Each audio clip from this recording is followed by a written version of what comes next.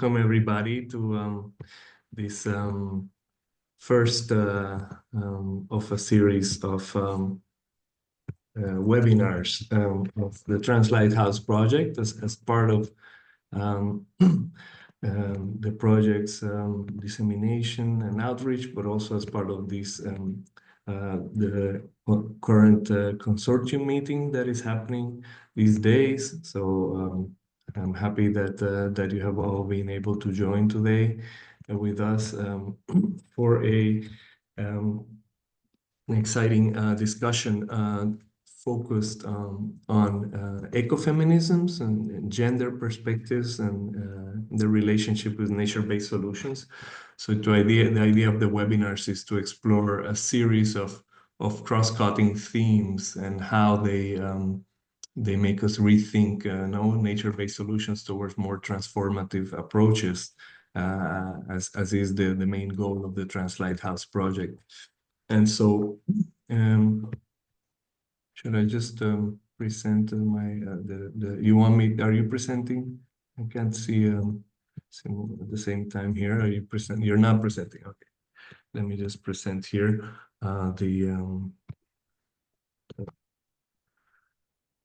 my screen. Oh well, I can't because I have to read the bios. Sorry, so I can't do that. The program that is going to be followed now by every webinar in the series is starting now, and then we'll have some opening remarks, which I'm doing now, and then we'll have the presentations. And in our case, because we are four, we're going to do 10 minutes each. And then we'll have some time in case of delays, and then we'll have some moderated discussions and some closing remarks. One of us, Gabriella, has unfortunately has to leave at 3 o'clock, meaning because of a medical appointment. But we will likely be finishing around 3:30, 3:45. So today we are, as I said, speaking about ecofeminism. I'm in the third slide now, and we'll have with us four speakers from different registers, from different geographies that have been working in this topic in different within the project, within the TRANS-lighthouses project. We have Gabriella Merlinsky from the University of Buenos Aires. We have Anyango from Polycom, Jonas Egmose from RUC, and Monica Cuende Lozano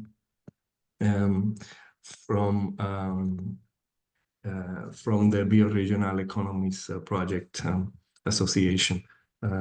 And then we'll have on tomorrow, we'll have the Social Solidarity Economy webinar. And that will be presented in due time.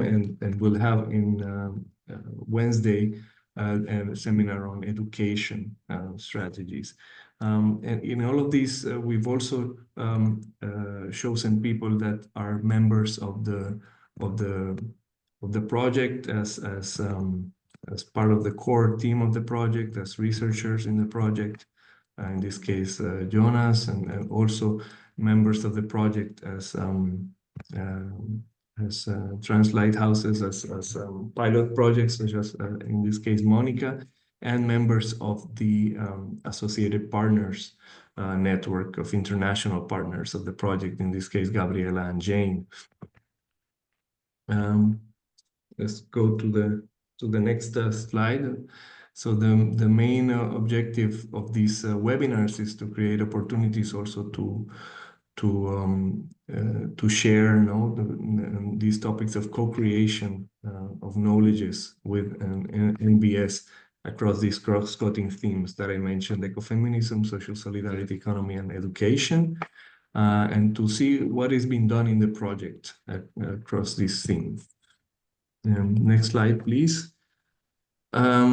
Yes, okay, we already saw this program, and then the sixth slide. So here we are. My name is Gustavo Garcia. I'm one of the members of the SESH team, Center for Social Studies of the University of Coimbra. And we're gonna start. I'm gonna present each speaker as they go. So I'm going to start with Gabriella. Is it okay, Gabriella, if you go first, since also um, Gabriella Merlinsky, she's a sociologist, a principal researcher at the National Scientific and Technical Research Council of Argentina, CONICET, and full professor at the Faculty of Social Sciences of the University of Buenos Aires. And she has a master's degree in social sciences of labor of this university, and a PhD in social sciences also from UBA, University of Buenos Aires, and a PhD in geography from Paris 8 University. She has taught in various universities in Europe, USA, Latin America, and participated in several editions of the CLACSO postgraduate seminar on Latin American political ecology. Is currently the coordinator of the CLACSO is the Social Science Council of Latin America, and the Advanced Diploma in Gender and Climate Change.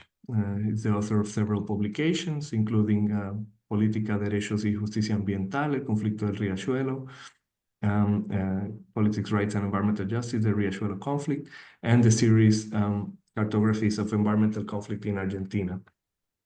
Also, the book Art in and Political Ecology with Paula Serafini, and All Ecology is Political, the Struggles for the Right to the Environment in Search of Alternative Worlds. Welcome, Gabriella, and thank you so much for being here. Do you want to share your PowerPoint, Gabriella? Thank you for inviting me here. It's a pleasure to share with you. I'm very happy to have the discussion today because it's a topic we have been discussing a lot with Gustavo Garcia Lopez. It's a very, very amazing project we are in process of doing. That was 2 workshops that we made, one in Buenos Aires, another in Coimbra.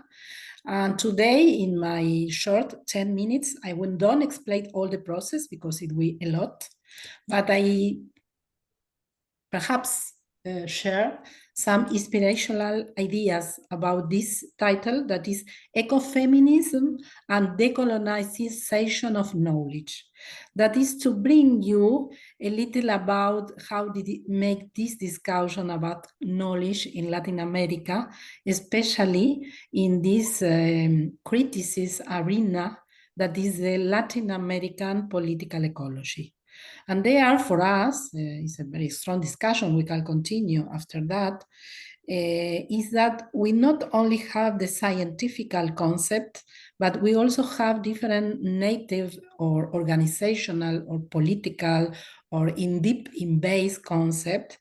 A way to name it is the idea of Arturo Escobar about conceptual frameworks, that it means to understand a strong ontological, political, epistemological discussion regarding what it means, the construction of knowledge in the movements that are against the extractivism, how it runs collective research and action and critical radical emotionality in these projects, and an idea that is very, very near of very important for ecofeminism, that is this idea of interdependence and eco-dependence. That is, we cannot develop our life alone. We need care in different stage of our life, but also we need connection with nature to the care, and especially for women working as peasant, indigenous people, popular organization in the big cities of Latin America. Connection with nature is a necessity to sustain and reproduce the common that are essential for life. So there is a very big discussion on what it means to be feminist in these collectives. It's nothing resolved, but we have 4 points I can develop. It's very important. First of all, we have a lot of women in the front line of environmental conflicts. They name themselves as guardianas, defensoras ambientales, protectoras de los ríos. Perhaps you remember Berta Cáceres, she names herself as a defensora del río. But also there is a very strong discussion on what it means feminist in a context of colonialism and a lot of discussion regarding ecofeminist imaginaries, what it means ecofeminist in literature, in art, and also in different forms of activism.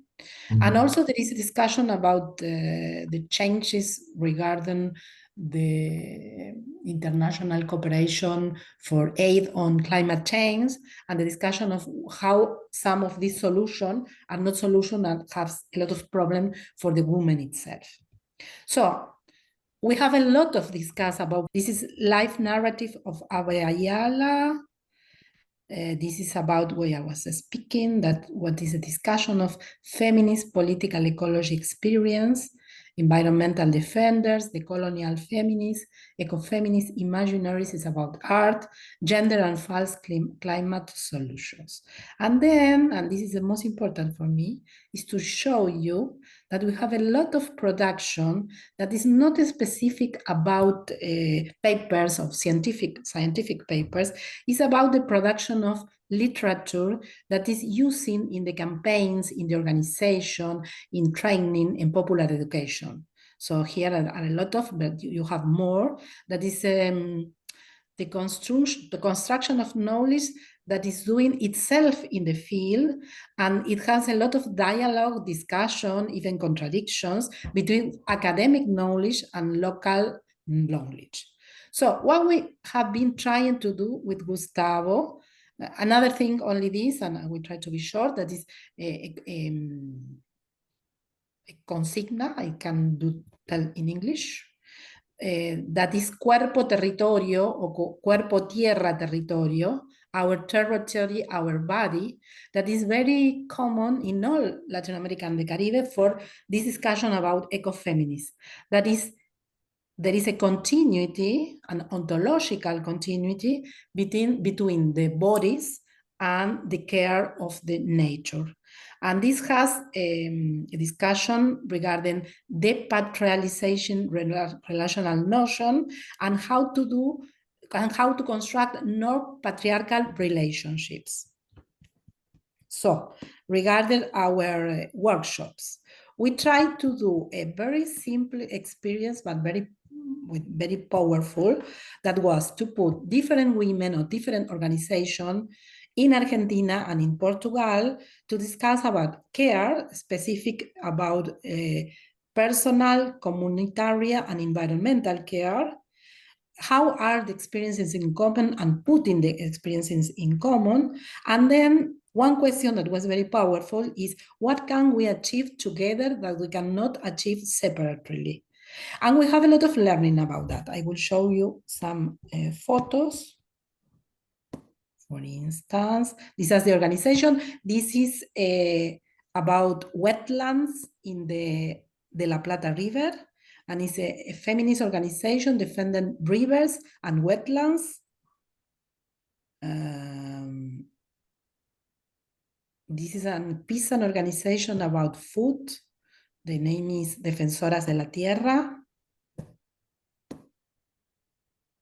This is our workshop in Coimbra, because we made two. And this is a production, a little of that, itself in the workshop, about putting the flower of the care, that is, make the distinction between individual, communitarian, and environmental care. And we made a discussion, we make videos, we record, we made finally a small text that put together the results of the workshop. And regarding nature-based solution, I think there are, I will try to put here, 3 important conclusions to discuss here. That is, the first of one is working in this way, putting first the local knowledge and starting for there, and put together the discussion about restoration and environmental restoration, make more possible to have a good conversation about care and nature-based solution. Second, we can see in the discussion and in the in the different reflection of the workshops, that this idea of care is central for the practice for restoration, environmental restoration, has a very strong connection with commons, with the idea of the commons, not something that is there, commons also that we can recreate and we can make more bigger in the practice itself. And finally, there is a lot to discuss about intersectional articulation and the role of artistic practice, because in all of these cases, perhaps Gustavo can speak more about Coimbra, we have women that have experience in the sea, they are fisher, or in the woods, they are defenders in the fire. They make some very strong apportation in the discussion about how we do the practice, not only being in present or having public discussion or putting information, but also in the connection between the bodies and the practice. So this is all, because I know we have not so much time, and I hope to be clear, but if not, we can continue later. Thank you very much. Thank you so much, Gabriela. Thank you. We'll now go to Jane Anyango for her talk. Jane is a dedicated and influential advocate for women and girls' rights from Kiberia, Nairobi, Kenya. For over 20 years, she has been a beacon of hope and resilience, starting by organizing grassroots women against manipulation and sexual violence. And her efforts have evolved into a successful NGO, Polycom, advocating for the voices of women and girls in marginalized communities in national, regional, and global platforms. Jane is renowned for her commitment to creating safe, resilient, and inclusive urban environments, and her exceptional leadership and collaborative actions have earned her numerous awards, including the prestigious Global Leadership Award by Vital Voices, presented at the JF Kennedy Center. As the National Coordinator for Global Call to Action Against Poverty, Kenya chapter, and founder of Polycom Girls, Jane continues to inspire as a speaker, mobilizer, and motivator. Her recognitions include being a VV 100 Fellow, Woman Peacemaker, and Millennium Milestone Maker awardee, as well as being featured in the documentary I Will Not Be Silenced. Thank you so much, Jane, for your presence here and your contribution to this discussion. Thanks so much, Gustavo, and thanks so much for everyone who is here. As you have heard, my name is Jane Anyango from Kenya. In fact, I come from a slum community called Kibera. That is where I've lived like most part of my adult life, but I was actually brought up in the village, in the rural community. So growing up in the rural community, I was lucky to enjoy collecting firewood. I was lucky to enjoy fetching water. I was lucky to see traditional food preservation, and I was lucky to see that very relaxed life. But coming into the urban settlement, where it is just an individual living on her own or on his own, where there's a lot of stress, where people think it is civilization, but in true sense, it's a lot of frustration. I have learned so much. So part of the TRANS-lighthouses, a project that we have been able to do, we call it Nyayo Zetu. Nyayo is simply footprint. And what we are looking here is like getting the young people to understand where we are coming from, what we have been able to achieve in the past, like how are we doing things? If we had a headache, what would we do? If we had skin diseases, what would we do? If yes, we wanted to learn about something, what would we do? So basically, that is the project that we have been able to carry out. Let me share my, my presentation as I go through it very fast. So the project, we call it Nyayo Zetu, which is our footprints. When we are talking about our footprints, we cannot forget about the people who have walked the path, the prints that we are talking about, meaning we are getting the young people to walk into the footprints of the people who have been there before us. And in this case, I'm talking about women and girls. Traditionally, what happened is that young girls would sleep in their grandmother's houses. And mostly it was about stories and learning. Right now with civilization, we live with our children in our very squeezed houses in the urban settlements. They have no opportunity to learn about how life was before. So this is the initiative that we proposed, which is about our footprints. It's an initiative that is committed to preserving and revitalizing Kenya's diverse heritage of traditional food and medicinal plants. So most of these medicinal plants right now, we are losing them because we feel that, nobody's really using them. We feel the old people who are there are maybe at times too tired to go in and just teach us about them, because most of the young people are not interested. So I've just talked about how I grew up in the rural place where I grew up, where I saw how we preserved our seeds.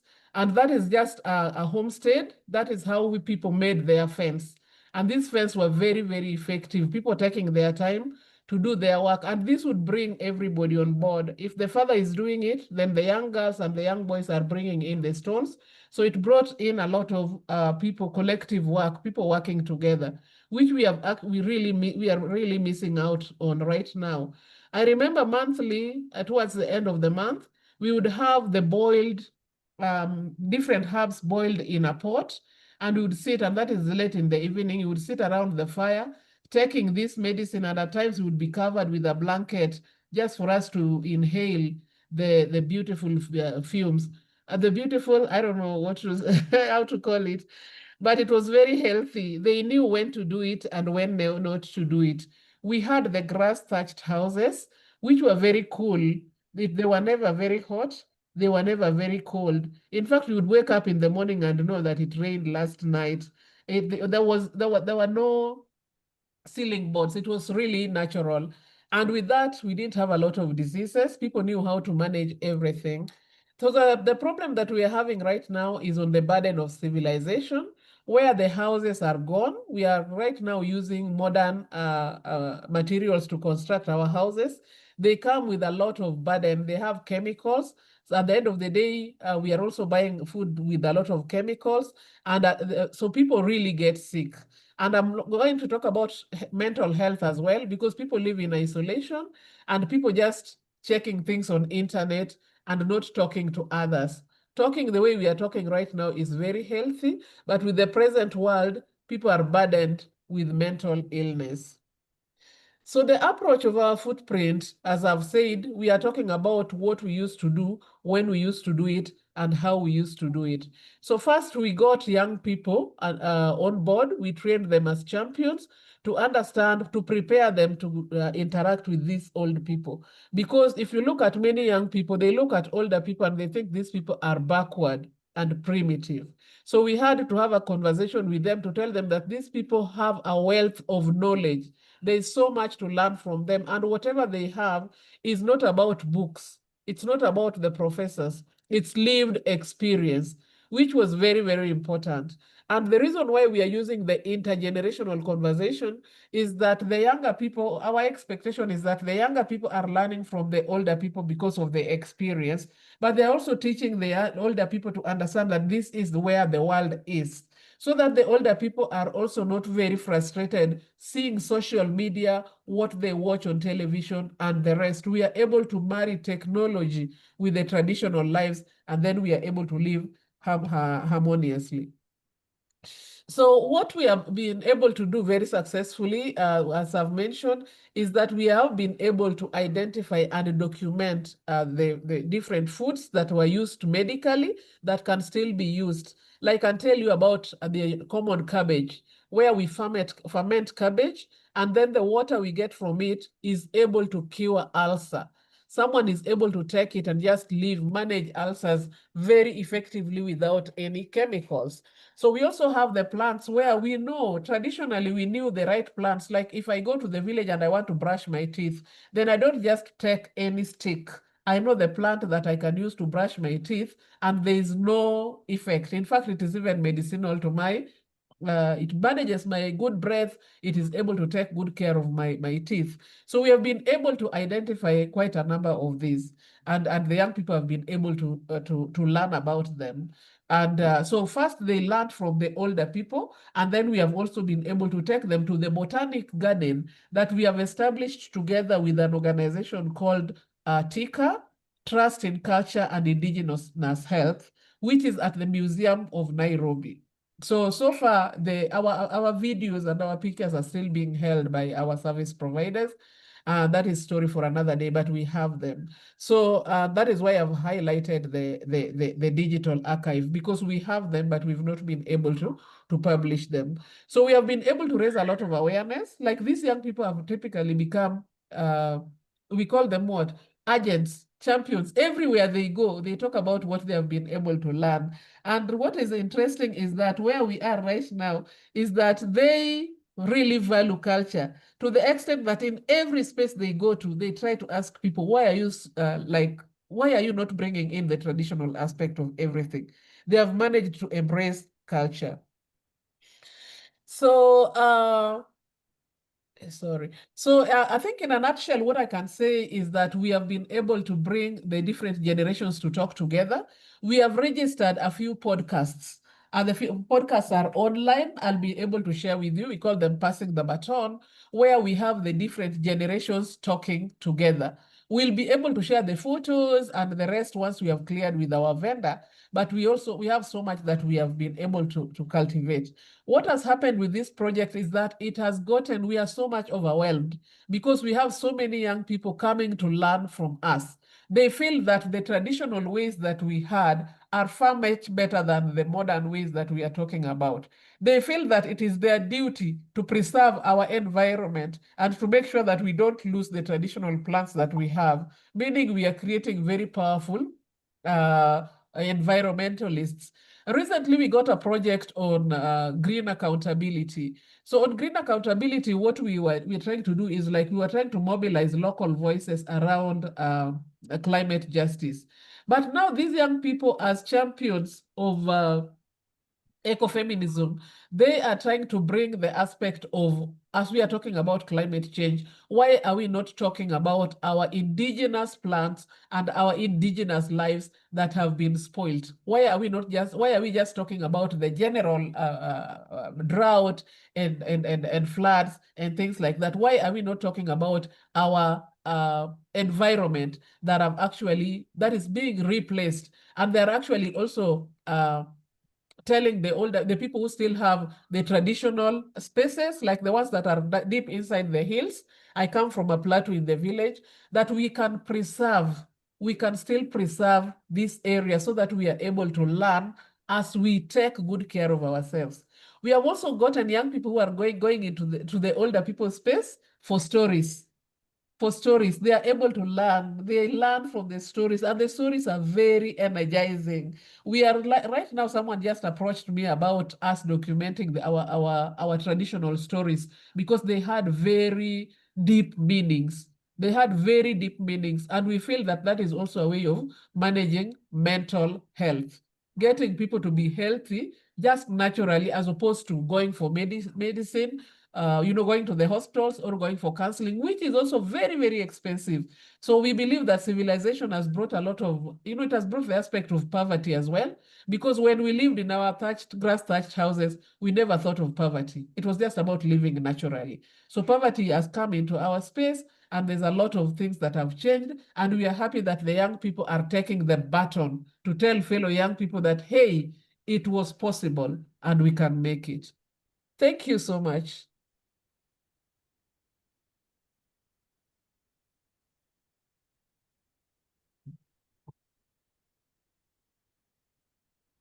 Are we okay?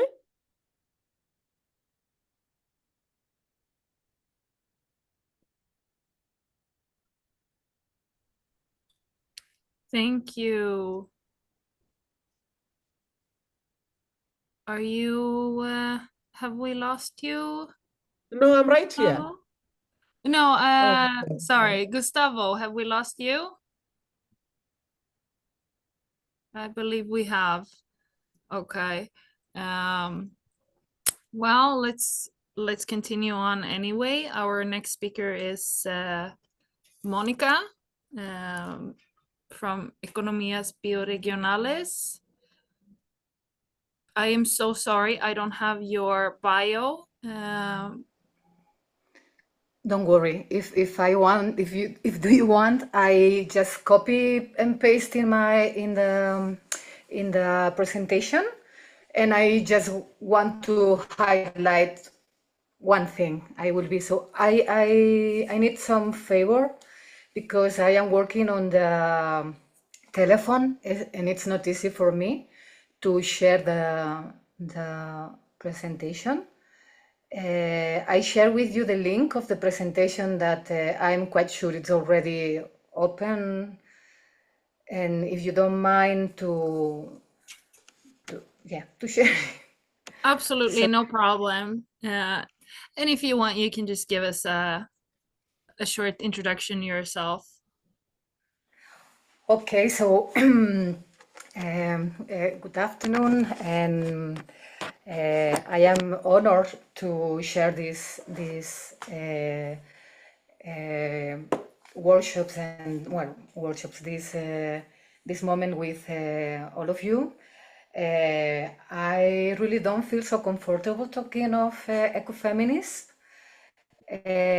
basically because in my studies that are communication science, we always start our main job asking what, when, where, how, who, why, and for what. And I don't have all the answers of these questions to talk of ecofeminism. And I am part of a little association called Economias Bioregionales or Bioregional Economies. And our goal is to develop we work we are practitioners, basically practitioners. We work on environment care, economical transformation, and social innovation. And also we used to work with networks in the local and rural areas to develop bioregional economies with the objective to strengthen meshwork. We are not talking of network, but of meshwork, that it's a kind of a network more extreme. That once that we just stop working in a region, in an area, we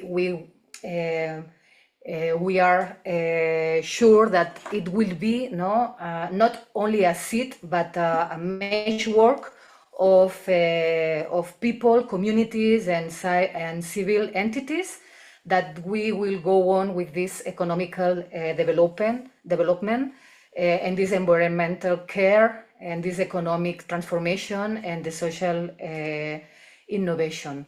And you can, if you want to go to the first. I was just about to write you. I did not receive the presentation from you. It's in the chat. Sorry, it's in the chat of Zoom. Now I received. So we start this presentation with the main question of if there is any vestige of ecofeminism in Matter Composta pilot. That is the pilot that we are developing in TRANS-lighthouses with the University of Extremadura together in this almost near 3 years. And we have, I was questioning myself if there is any vestige of this ecofeminism, as I understood, and I was part of some ecofeminist economy network in Madrid, and we have this idea of to put the life in the center, to be conscious that women in all the world, in all the history, are holding the life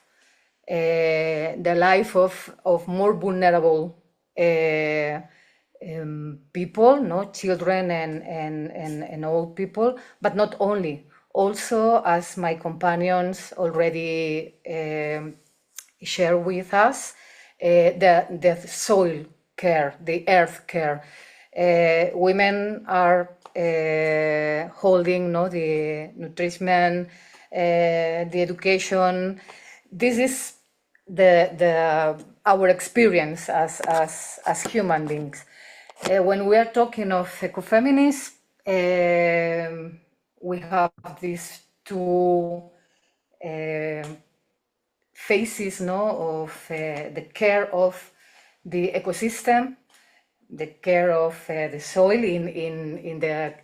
If we are talking of Economias Bioregionales, we are more focused on the soil as the base of the life and the nutrition, and also the life of the human being. I don't know if you are already sharing the screen. Yes. Is everyone able to see my screen? Okay. Yes. Yes, we see it. Yes, we do. Okay. Yes. You tell me when in the you want me second slide, switch if the we go to slides. the second slide, I divide this presentation in two main parts of the pilot of the work done with the Economias Bioregionales and the University of Cáceres, and it's all. Let's say that we know that training, but not only training, and we believe in training and action as an innovation to start with some changes. So we think about after the mapping and all the steps, no, that we done and we develop in the pilot at the beginning of the work. We design a training that has a theoretical part, but also action part to implement this idea of that you can be an agent of change, no? So I bring you in this first part of this presentation some figures.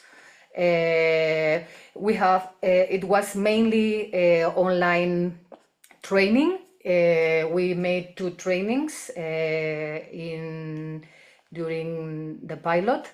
We record all the online trainings, so you are in Spanish. We have this YouTube channel, but also we had some in-person trainings. This is the start day, that one of the trainings, the last year training, with almost 20, well, more than 20 people, and I bring you some figures, no, of this training. We realize that we have, if you can go, sorry, to the first figures of training action, that is the slide of some average. And This one? okay, the fact is that I cannot see that. No, yes, this one. Thank you. So, sorry, the training, it's 40 hours of training, really specific information, but this information, it's about the law in Spain of the organic waste management, but also about communication, but also about microbiology. And also we invite some participants, some campaigns of colleagues of TRANS-lighthouses to share their knowledge, no, about specific items, like, for instance, with University of Extremadura, all the social part and the psychology part of what it means to change something, no? To really start with a change, because in the organic waste management, there is no feminism at all, no ecofeminism at all.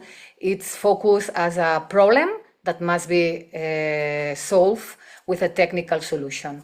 So our proposal is that the technical proposal is important, but it's not the only.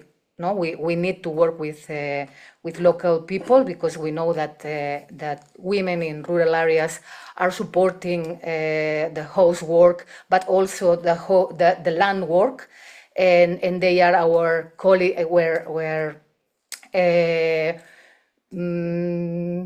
Let's say our, sorry for this idea that I will share, but they are the knowledge of the land. They are our traditional and indigenous knowledge, but we need also to work with technicians. We need also to work with municipalities. So we bring a really, I think, complete training. And the second part, the action, we share some composting box and materials, and also to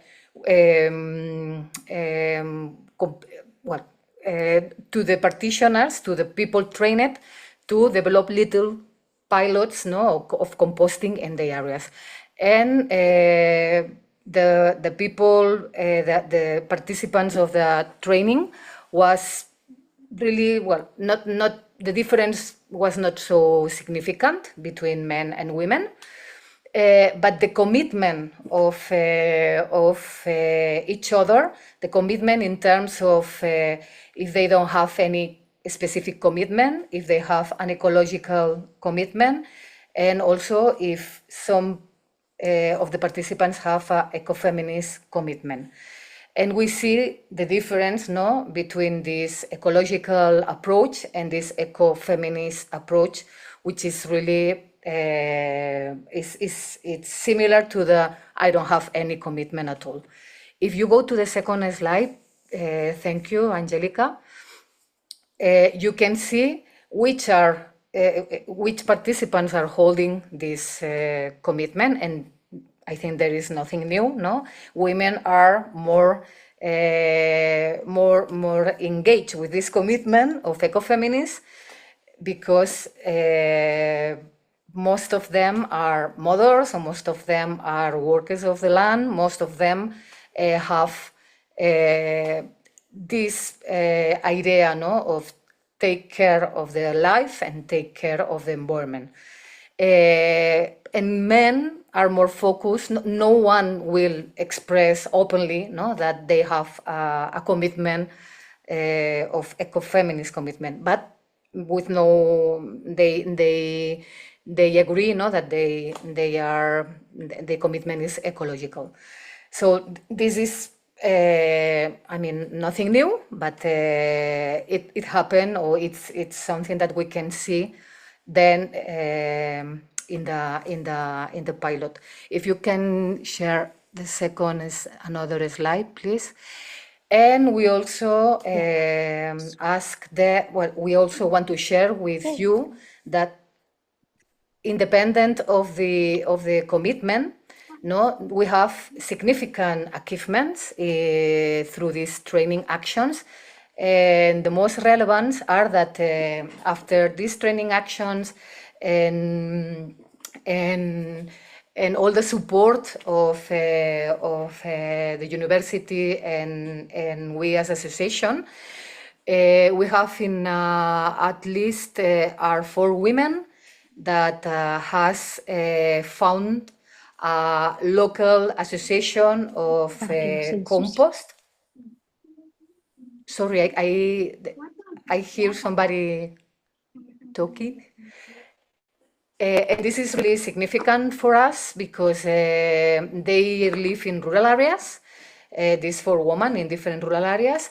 And now we have the link, no, to go on with the work done by the pilot with other associations They are women, they have this scope of ecofeminism, and they will go on and work, and for sure they will have our support, no, in these starting moments of this association, which is for us one of the goals and success of a pilot, no, because we will not be in next year, yes, but not in 2 years. Our association will be not in the territory, and we need other practitioners doing, no, this work in a more base, more focus in the territory, because we are living in another part. So even if we are we study and we have different methodologies to be really close of these rural areas, we are not part of these rural areas, but we can start a change in these rural areas through the innovation. Other relevant achievements of the pilot is that there are some knowledge transfer, and we are really proud because the pilot of Mater Composta, and specifically the organic change agent training action, has arrived to Chile and also to other parts of Spain, like Canarian Islands and other territories of Spain, not islands. And we invite them to join the trainings. It was not necessary to be of Extremadura or Cáceres. I mean, we need main people, people from the territory, but we opened because we thought it was an opportunity not only to transfer the knowledge, but also with Chile through a technician meant to understand if it was some similar knowledge in the islands of Chile that they are implementing a composting pilot, and we are still going on. So this is one of the achievements. If we talk of Chile or if we talk of Cáceres, if you can please change the slide and another slide. Okay. Thank you, Angelica. Now we focus on the pilot, specifically of the pilot, but the results are really similar.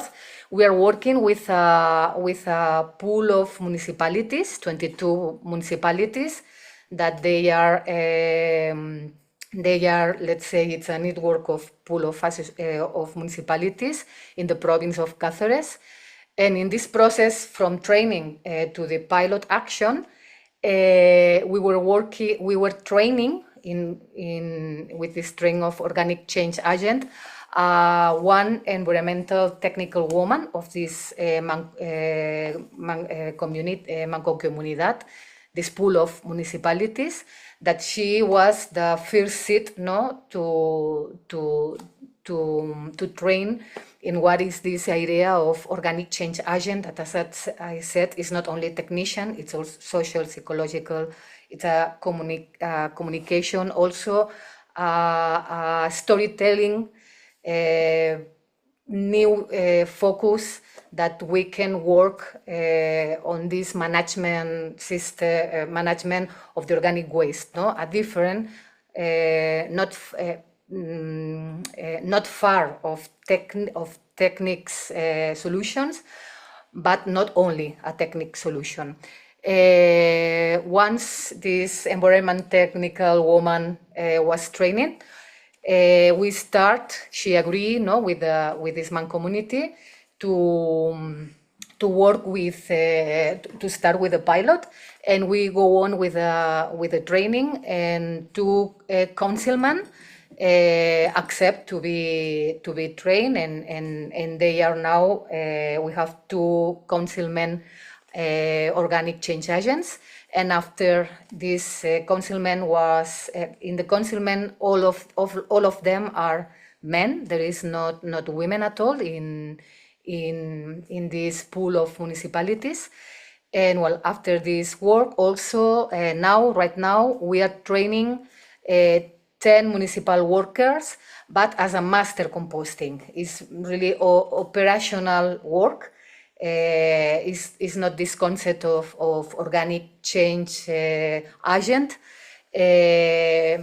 because the councilman decided that it was not enough time, or they want to focus to start, because we don't have too many time, focus on this master composting knowledge and operational work.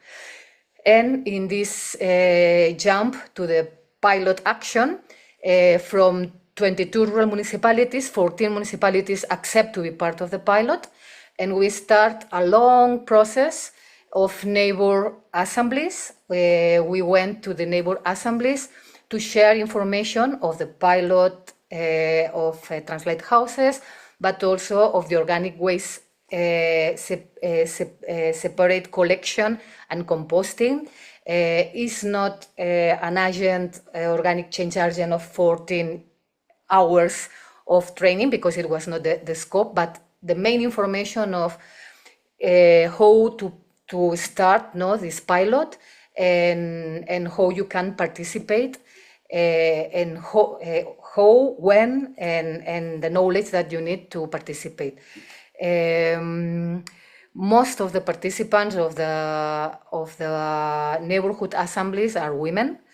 I was talking with Sandra, that is the environmental technical woman, that she confirmed that when the neighbor assemblies are talking of taxes, and the cost of not to do a right separative collection, not to compost, most of the men, it comes, there is more there is participation of the men, but in the day by day of the assemblies, the women are leading. So why? Why? Ecofeminists bring us the answer. It's not that our pilot has a specific focus on ecofeminism, but the answer is clear, is that the women, not only in the rural area, but specific in the rural area, are the ones holding life care. But also the women in rural area are involved and/or responsible of the agriculture and the livestock, but they are invisible because they are holding this life care in the house, and this is invisible. It's invisible for the society. It's invisible for the politicians. It's invisible for the policies. It's invisible for the economy. They are not part of the economy. They are not perceiving anything for this work done, but also as a responsible of the agriculture, as workers, they are invisible, because always the men are the voice is visible, and also is the owner of the land, which maybe my colleagues in Africa or in Latin America will agree that this is a situation that they also perceive, even if we have this distance of colonization. Women in Spain, women are also invisible, specifically in rural areas.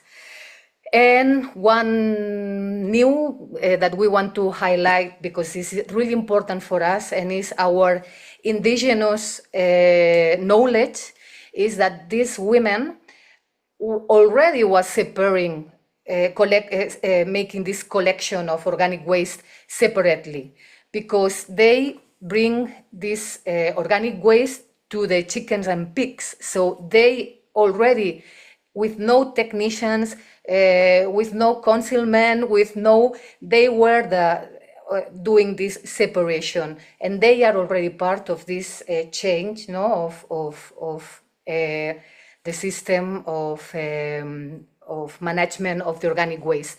They are ecological. They are the knowledge of the land, and they were a little afraid when we arrived and said, "Listen, we bring you. If you can change, Angelica and I will end with this last slide.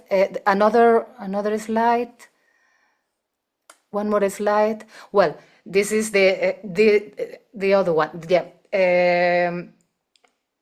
Well, the other. Well, it doesn't matter. Yes, this one. All these women were a little afraid because they understood that if they participate in the pilot by separating the organic waste to bring it to a composting box to be compost, what happened with their tradition of separate and feed the animals. And we explained that these are the best solution. This is the best natural based solution for a system for the organic waste management. So they must hold on doing that. But I want to end here because I want to highlight this knowledge. That if we think of the age of these women, they are almost 50 up years old. So there is a step there because young people, or they are not living in the rural areas, or they are not so familiar or in contact with this tradition to feed, or they don't want to feed chickens or pigs. So you are seeing here our last indigenous knowledge hold in all these women that are part of our pilot in Cáceres. So thank you. This is Thank you our very much, best teach. Monica. Thank you. Thank you very much for this. I'm sorry before I couldn't introduce you because my computer crashed as Jane was speaking. I'm also sorry for Jane not being able to It's listen okay, to Gustavo. Thank you so much for your presentation. Amazing projects that you have been working on. And we have now the final presentation by Jonas Egmose. Jonas is an associate professor at the Department of People and Technology at Roskilde University. And his research strives to understand and enable ecosocial transformations through changes in ways people understand, organize, and act, being part of the wider living ecologies.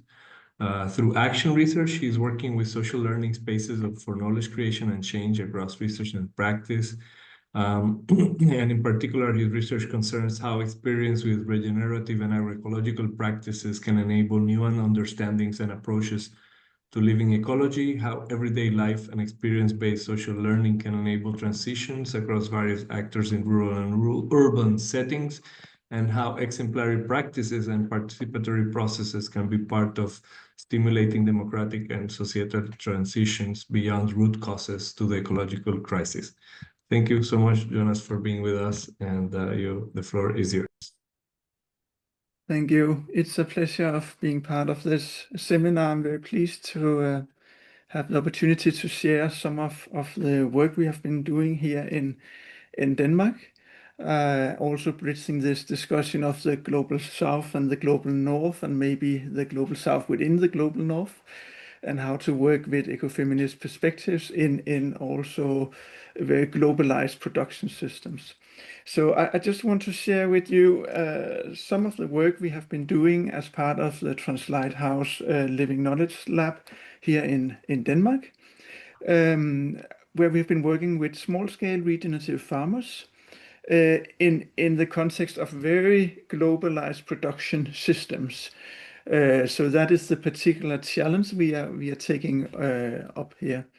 And what I want to do is just to share with you some of the thoughts we have about doing this, some of the ways in which we have been working, and also, since this is a working seminar, some reflections on some of the challenges we are currently facing in this work. So this living lab is a living lab between our university and the Association of Regenerative Agriculture in Denmark. I'll try to share our work in 10 minutes. So just to start from the starting point, I mean, the point of working with eco-social transformation really goes back to the ecofeminist traditions and is for me about historical renegotiations on how we related in living ecologies. We're building very much on Wall Plumwood, and echoing her saying of changing the master story, or maybe changing the story of mastery, also linking back to critical theory in doing that. So we are trying to approach the plural crisis of mastery and extractivism as root causes to the situation we are in, and asking ourselves the question how to enable rather than destroy the living ecologies we are part of, which is not least also an epistemological crisis, and also questioning how do we do science, and that is where action research also comes in. So in this project, we have been very focused at regenerating living ecologies through reciprocity and human-nature relations. And we have been trying to go into feminist theories of care and relations, and looking into how other relational dynamics can exist and be strengthened. So that is our goal in what we try to do. And then we have been working with living soil. I don't know how many of you who have been working with soil, but I mean, soil can be seen as something dead. I mean, something you can put in a container, just a dead material, but we can also really look at it as something living, and the re-emergence of the consciousness about soil as something living. And in our context, we have a lot of different farming practices, from very intensified industrialized farming to conservation agriculture to regenerative agriculture, agroecology, permaculture. Very different ways in which farmers can practice their relations with soil and land. In this project, we are working with young regenerative farmers, and I would say it's almost a movement in Denmark of young citizens becoming farmers. And I say citizens because this is not farmers changing their practice. It's actually young citizens who choose to become farmers to do something about the environmental crisis. And they start renting or buying land and see if they can have a more careful relation with nature in what they are doing it. Half of our members in the associations are women, which is quite rare compared to national statistics. And they are trying to work very small scale with different kind of farming practices. Denmark is one of the world's most intensified farming countries. So this is really a special case in a very globalized economy. The way we started the project with them was to run workshops to really get to know where they are and where they wanted to go. So we were building on the action research methodology of making future creation workshops, which is a methodology where we really try to build on people's lived experience and create a space where we don't just have the individualized experiences, but work towards collective critical analysis, utopian thinking and action. And we try to draw on marginalized experiences, addressing bigger societal questions, work with social learning, social imagination, and working across individual, organizational, societal levels of change. And the key orientation in what we do in this tradition of work is really to have this question of how do we really want to live and relate. It's not a question we ask them concretely, but that is kind of the orientation we have. How do we want to live and relate? Not to produce final answers, but constantly to prompt for that reflection. And in the workshop, we are having a 3-step methodology where researchers and practitioners identify a common thread on problems to be addressed through 3 phases. So the first phase is the critical phase, where we are only allowed to be critical and talking about what is really problematic. And the next is the utopian phase, where we say, okay, if anything was possible, how would it look like? And then we turn into the realization phase. How can we take action on these things? And what is key here is that this is not us as researchers coming with the answers. We are facilitating this, and we are providing time for people to reflect on this. And what always happens is that it starts with very concrete concerns, and then gradually it turns into really solid analysis of the problems we are facing, of the visions people have, and from that tension also how could we take action. So that is a methodology where we have worked with a lot, and which I think correlates very much with epistemologies of the South, although this has, arrived also from German sociology. So I think there's a lot actually of North-South conversations that could be really interesting to look into here. I just wanted to share with you some of the key themes that came out of this initial workshop. Some of the critical analysis was about the unavailability of knowledge. There's a whole knowledge that we don't have in this context. It was about the self-enforcing myth of impossibility of small-scale farming. So there's a narrative saying small-scale farming is not possible. And since we have that in policy, it is not possible in reality. And since it's not possible in reality, policy is not changing. So it's, a self-enforcing myth, the participants said. And then there was an underlying theme on anthropocentricity and industrialization as the root causes. So that was what our farmer participants came up with as root causes. And to me, it's interesting just to make the link to much of the global South work here, talking about the absence and how distinctions regarding what counts as valid knowledge follows the hegemony of deeming certain practices, type of production, and entire cultures irrelevant, including how they interact with soil and land. So there's something that has been actively excluded in the way we have organized farming practices. So that was part of the critical analysis we did at the workshop. And then we also worked with visions and action. So one vision was to have a regenerative advisory service. We need this different type of knowledge to be disseminated and shared. A vision of local food security and resilient seasonal food production. How can we make a different kind of food system, but also about small-scale farming as a cultural role model? So the farmers was very aware of both organizing this, but also this was a cultural question they were working with. And then there was also this vision of farmers taking care of soils owned by the state, which also make clear that there's also a structural question here. Who owns these soils? It's not just about our practices. And that is what we have been working with, how to enable eco-social transformation. And I will not say that we are there. I think we are learning a lot from trying to do so.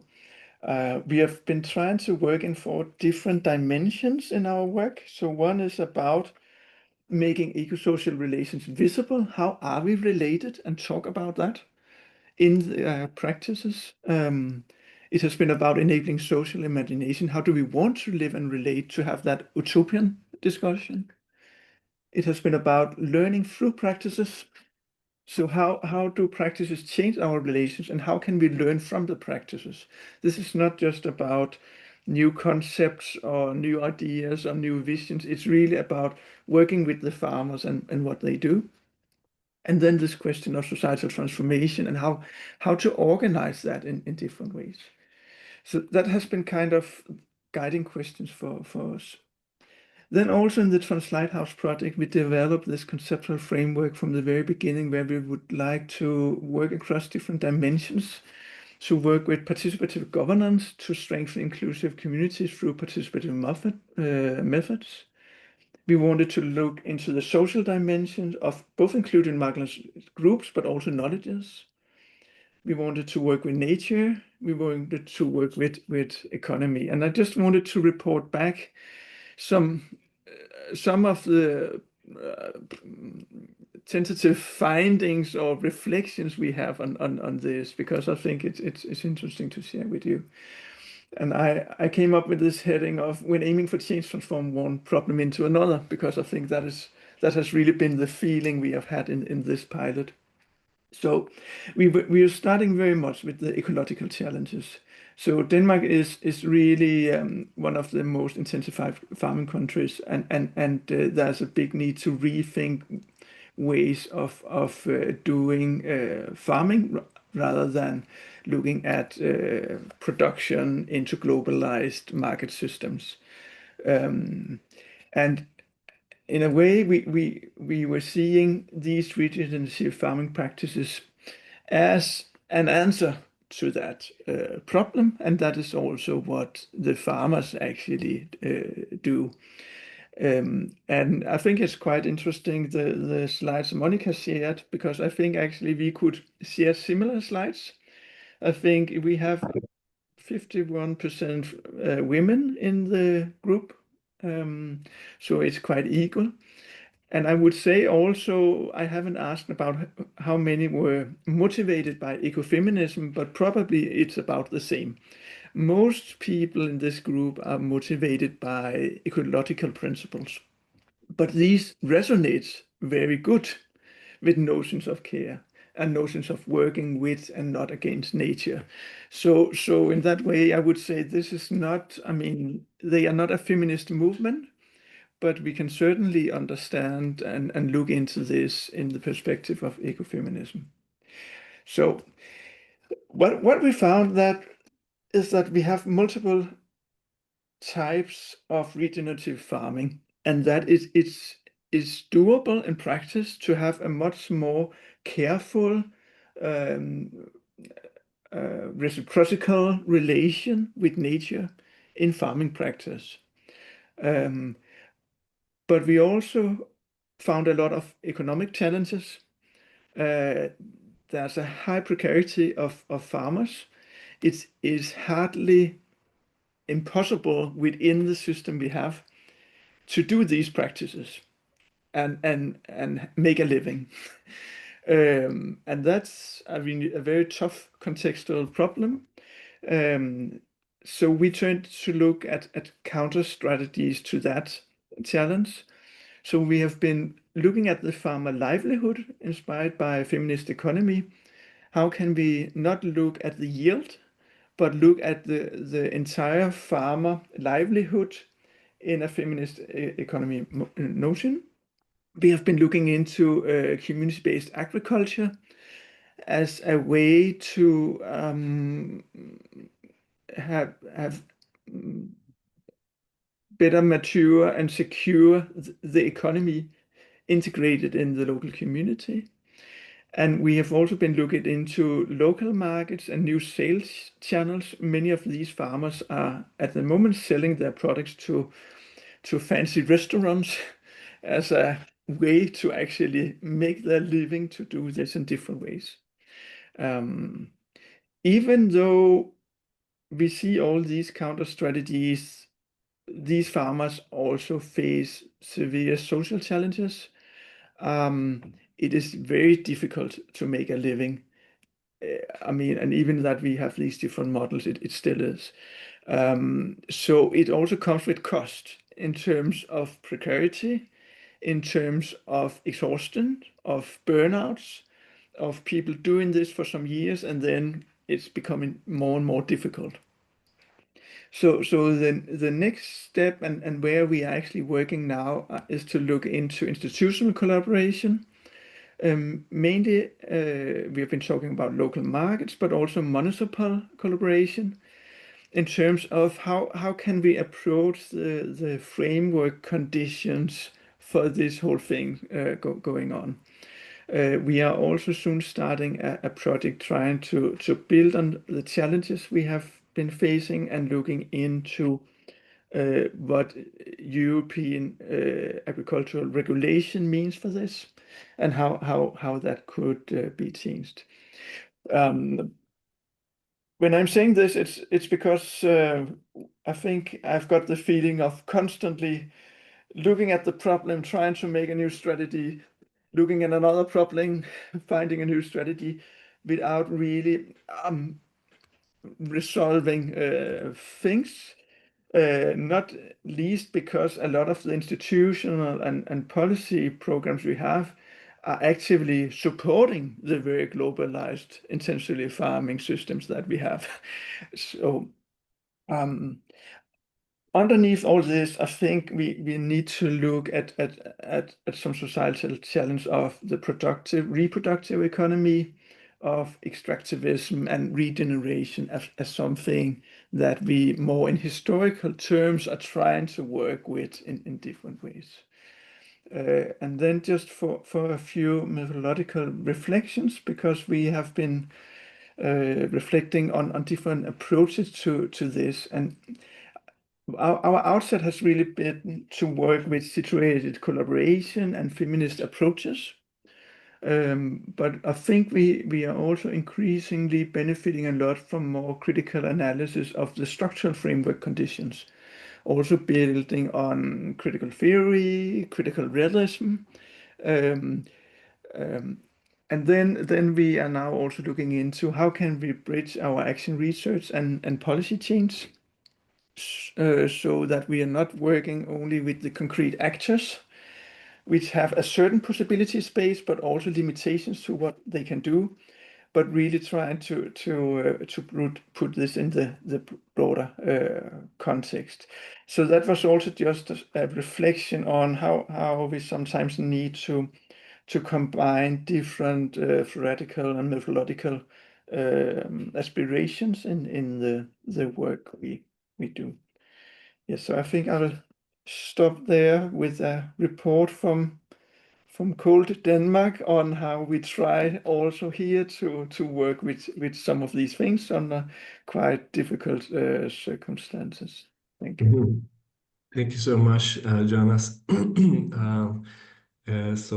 Giving here a different take on methodologically, how to approach this, and also conceptually. I really appreciated the diversity of presentations here and approaches. And with this in mind, now we have a little bit about 15 minutes for some questions, comments from the audience. So please feel free to raise your hand or send a chat comment if you want to raise some questions here for all the speakers or any of the speakers in particular.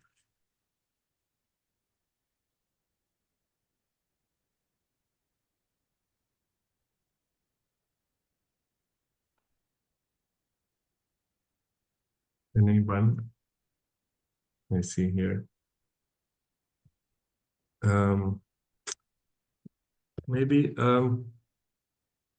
I will want to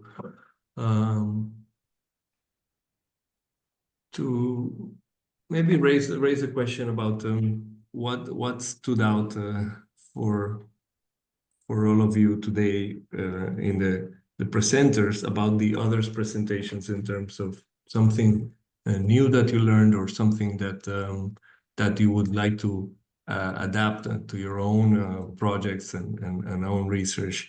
How can we cross-pollinate, you know, these initiatives? Because it seems like you know, Jonas is working with you know, visioning exercises and action strategies.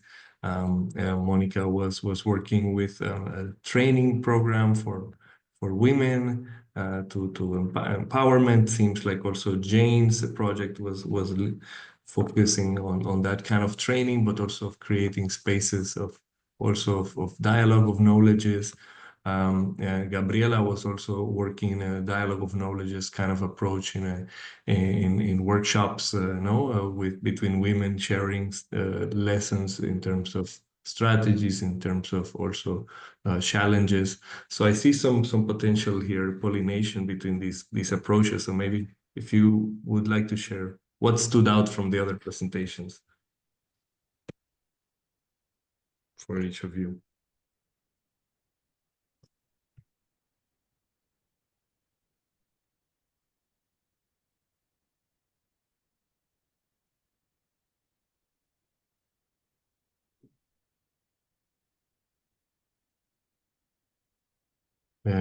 I don't know if Jane is Jane and Monica are still with us. I'm right here. Yes. I don't know if you heard my question to all of you, and if you want to address in any way, or it doesn't need to be specific about any presentation, or just something that stood out from today for you from the other speakers. Economía feminista.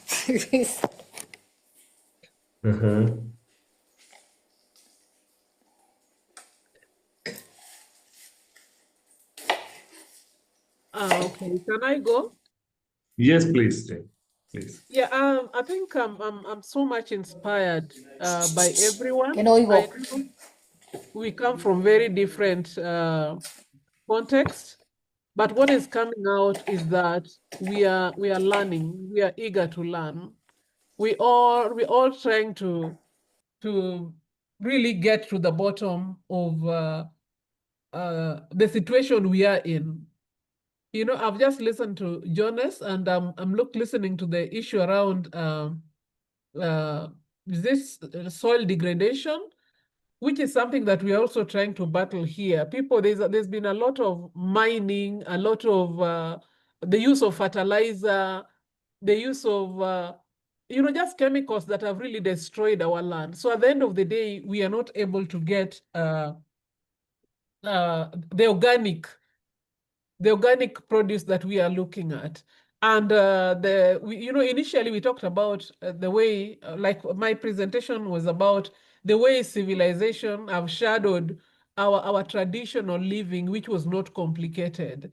And then I'm now listening to nature. I'm listening to soil, which instead of improving, okay, in the process of trying to improve soil, we have actually degraded the soil.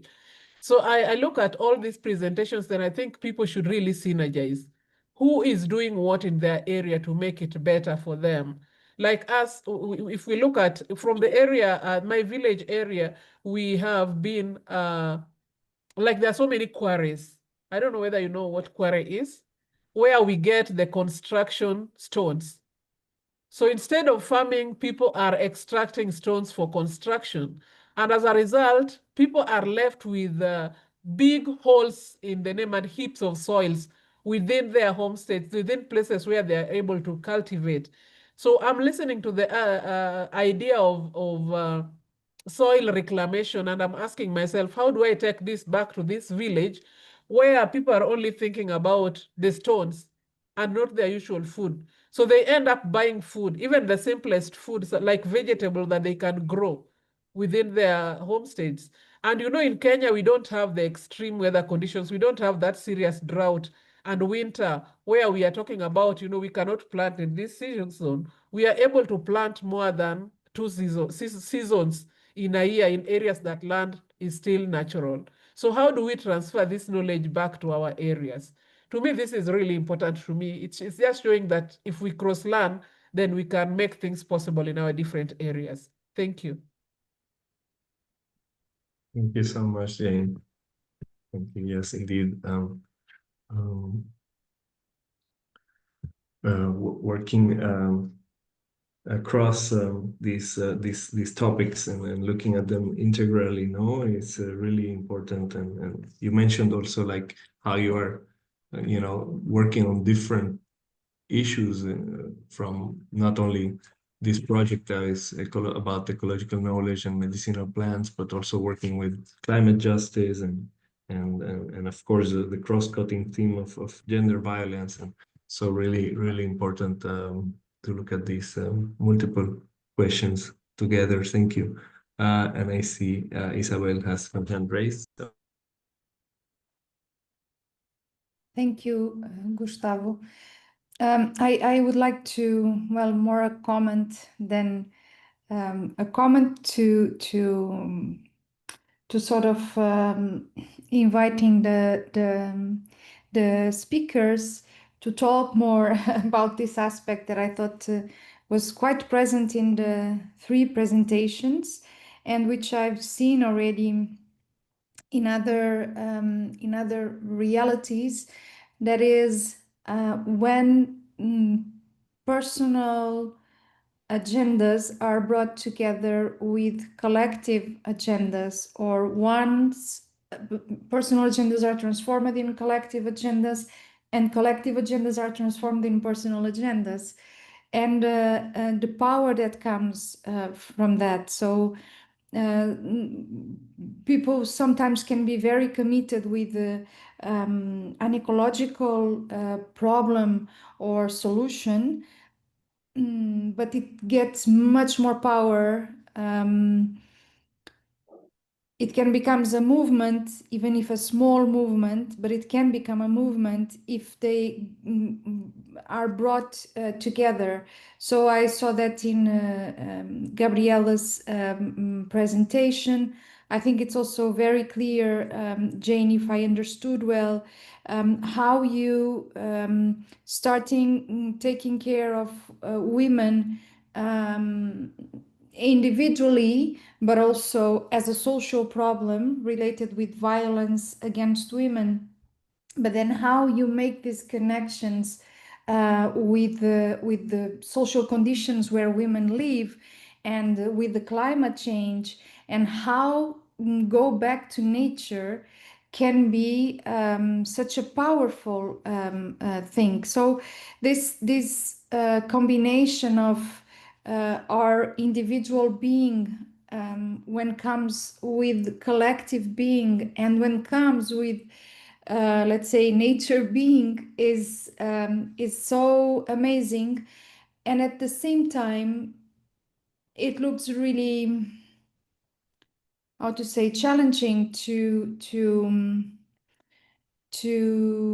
scale up, to use a terminology that I don't like very much, but how to replicate all of this, how to inspire others to come to this kind of movements, even if you are a collective, to bring others to your collectives. If you have this passion individually, how can you organize collaborative initiatives? How can you organize collectively all of this being for and with nature? So that's the aspect that I really, for instance, I also like to say that I saw that in the indigenous communities in up North America, in Canada. This was also a very strong thing, a very strong connection between the how you take care of yourself, how you take care of your community, and how you take care of nature. So all the caring aspects that Monica also brought so strongly.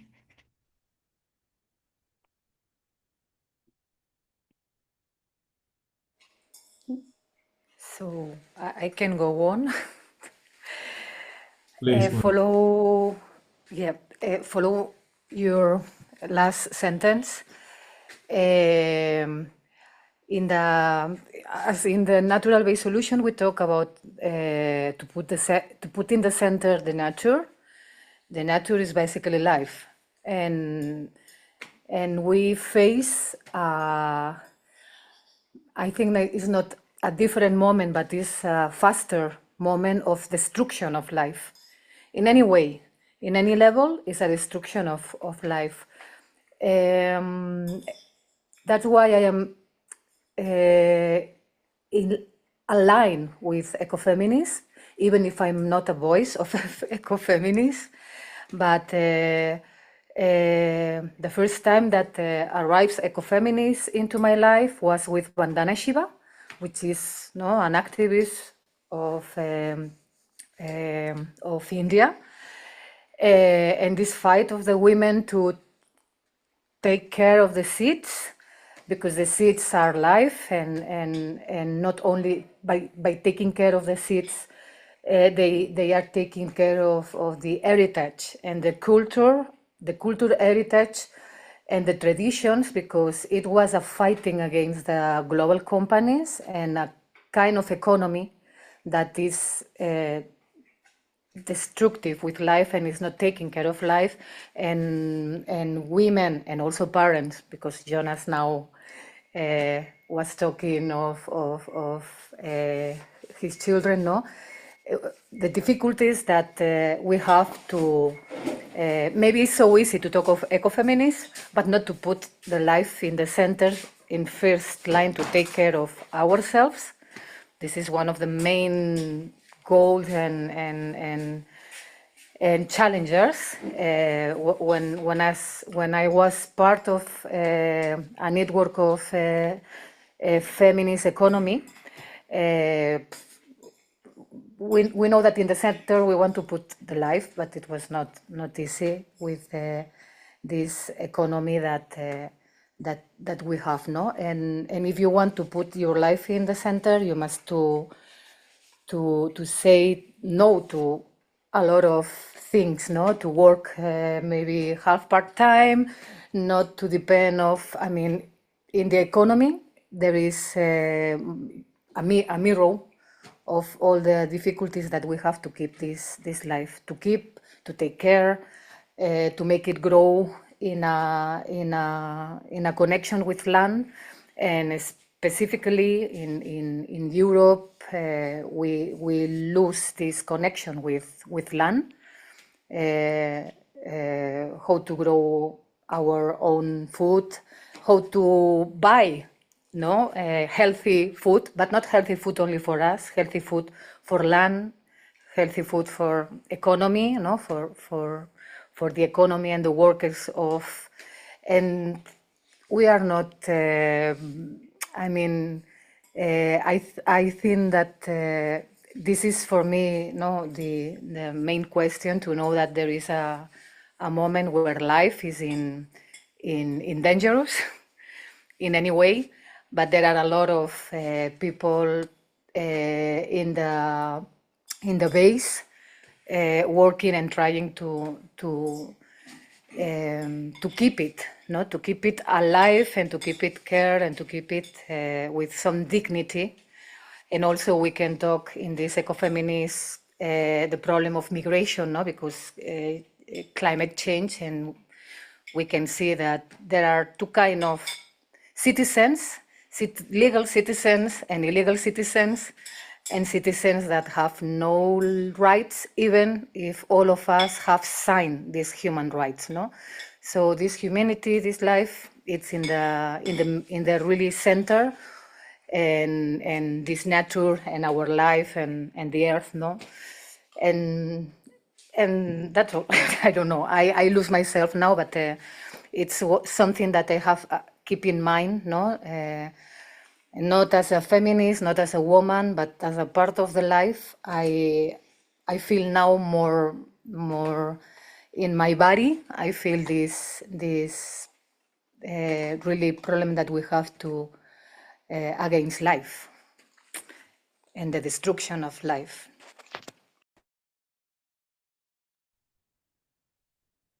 Thank you very much, Monica. Jonas, you wanted to add something?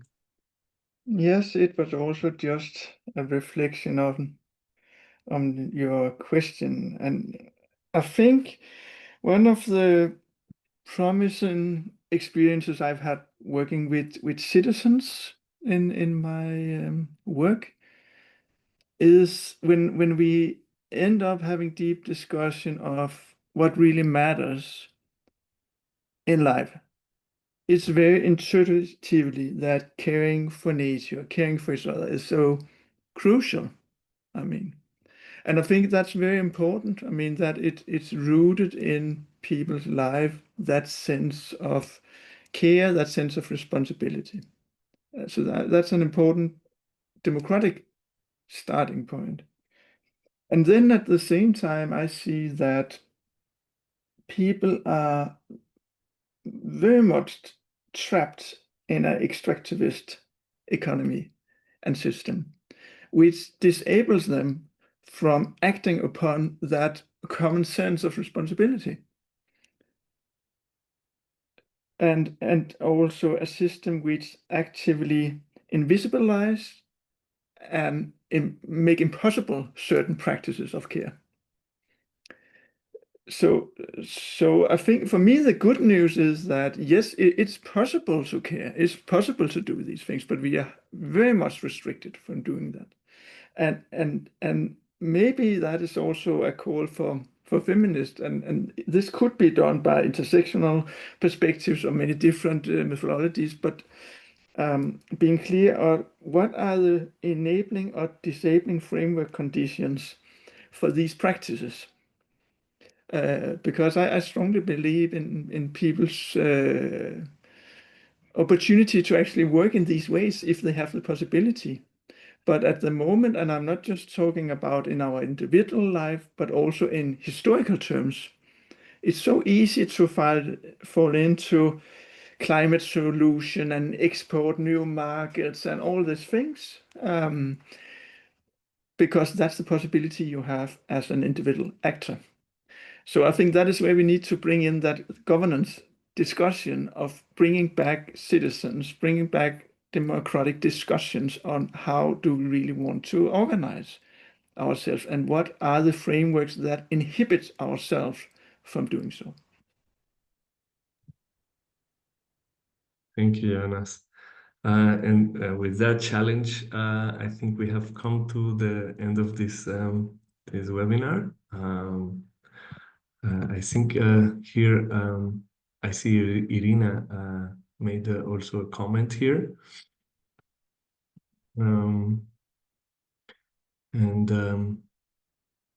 Yes, Irina, I don't know if you want to say something before we close. I just, well, thank you, Gustavo, and thank you all for all your interesting presentations. That's a lot of food for thought. Well, I just wrote it because I was more comfortable writing than speaking, but yeah, well, it's when it comes to this issue, I always think about what the core problem is. How do we understand progress? And I think it's in the same line that Jonas was talking about. And what I was wondering is how ecofeminism could help us to create different narratives, different mindsets, because we need to think in different ways in order to well, to take this responsibility and to care, to make like making care, putting care in the core of our lives. You know, it was just that I was amazed about the passion and you know the good results that Jane was sharing with us. Like wow, it's very powerful to see that youth in Kenya, the youth you are working with, are wanting to you know to put more value in their traditional knowledge and traditional ways of doing, meaning like changing this way of understanding progress. Meanwhile, here in Spain, and I think it's the same for other partners in all over Europe, we are struggling a lot to make use, participate, and to make use, to understand that they are also responsible of what we are doing to the earth and what kind of earth they are going to heritage. It's not heritage, but what kind of air they are going to leave to others. Okay, so just wanted to know if you have some clue or some, a magical response to solve all the problems. No, I'm joking. Just to share with you that. Thank you. Thank you so much, Vivian. Yes. Yes, indeed, amazing and inspirational work that is being done by all of you represented today. Thank you so much, Gabriella, Jane, Monica, and Jonas. And yes, let's keep working to also, think about and reflect and act upon these structures that are challenging us to act, and to keep putting life at the center and finding creative ways to also undo our own participation in these extractive economies, and to really change the way we work individually and collectively. Monica, yes, you wanted? No, I know. Yes, Yes, you want to say? just to bring this idea that the feminists give to us, that all the private life is political. And this is important when people said no, take care of children, people working at home, everything in private life is political. And we need to bring it to the public space. We already done it, no? But I was thinking just in that sense. Thank you. Yes, indeed. And saying that while eating is a good statement, because we all have to eat, and there's always people cooking for us and caring for us, and we also do that. And so let's do that in a more reciprocal and solidary way, and sustainable way, as Monica was saying, the way we, where we growing our products, the way we buy, and the way. Anyway, thank you so much for all of these inspiring ideas and practices.